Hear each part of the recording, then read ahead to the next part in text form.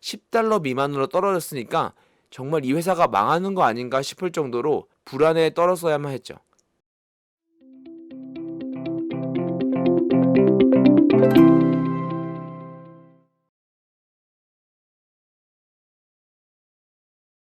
네, 여기 BDC를 엮은 ETF가 있습니다. 여러 가지 BDC 회사들을 하나의 펀드로 만들어 놓은 것인데요.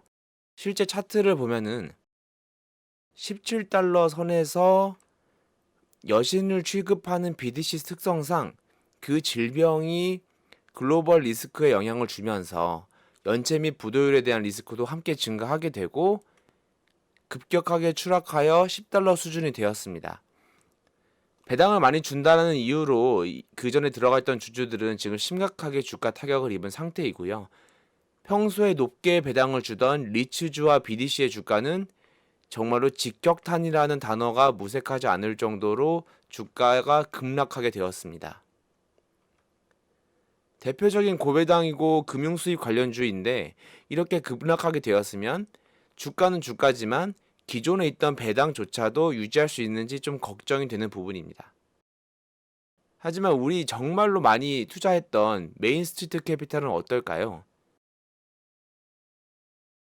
한국 사람들이 정말 많이 산 주식인 메인스트리트 캐피탈은요, 매달 배당을 주는 몇 안 되는 주식이었습니다. 동종업계 중에서도 주가 상승률이 거의 최상위권에 이를 정도로 굉장히 우량한 회사였고요. 투자 수입 꾸준히 상승하면서 건실하게 실적을 내비치기도 했습니다. 과거 데이터를 한번 살펴보겠습니다. 메인스트리트 캐피털은 이런 식으로 꾸준하게 총 투자 수입을 늘려왔습니다. 보시면 17% 이상 증가하는 해도 있었고요. 매년 상승 추세에 있는 것은 당연하고, 하지만 이번에도 가능할지는 조금 의문이 있습니다. 이번 1분기는 정말로 중요한데요. 왜냐하면 지금 주가가 무조건 싸다고 해서 사야 할 타이밍인지 알 수 없기 때문입니다. 저희가 지금과 비슷한 상황이 예전에 한번 있었죠. 10년 만에 온 기회라고 하잖아요. 10년 전을 한번 되돌아볼까요? 바로 이 구간입니다. 이 구간 바로 금융위기가 있었던 시기잖아요. 이 부분을 조금 더 확대해서 보면은 이렇게 알 수 있습니다. 메인은요, 2007년도에 상장한 회사고요. 2008년도 금융위기를 겪었습니다. 하지만 이 겪을 때 주가를 살펴보시는 분은 많이 없을 거예요.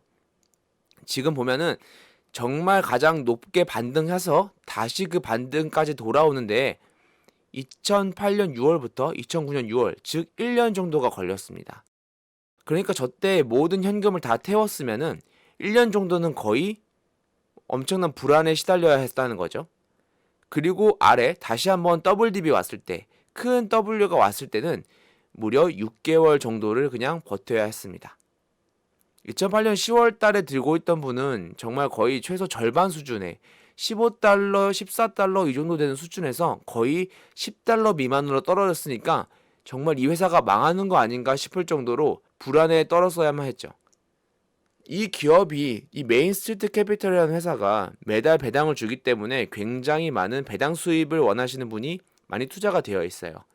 그러면 어떻게 하면 우리가 저런 구간을 잘 뛰어넘어서 꾸준히 배당 수입을 받으면서 주가 상승 차익도 얻을 수 있을까요? 네, 굉장히 쉽습니다. 바로 실적 발표를 지켜보면 됩니다. 우리가 이렇게 글로벌 위기가 도래했을 때는 특정 구간만 영향을 미칠지 아니면 향후 경제 영향을 미칠지를 잘 한번 판단해 봐야 됩니다. 그럴 땐 역시 컨센서스 대비, 그러니까 시장이 기대하고 있는 실적 대비 실제 실적이 어떤지 살펴보면 되겠죠. 마침 메인스트리트 캐피털이 이번에 2020년 첫 번째 분기, 그러니까 1, 2, 3분기가 포함되어 있는 실적을 발표하기로 했습니다. 2020년 5월 8일이고요. 글로벌 리스크 확대가 2월부터 3월인 것을 감안하면은 실제로 사업에 얼마나 지장이 있었는지 확인할 수 있습니다. 요약을 조금 해보자면요. 이번 실적 발표는 5월 8일 날 하고 미국 동부시 기준입니다.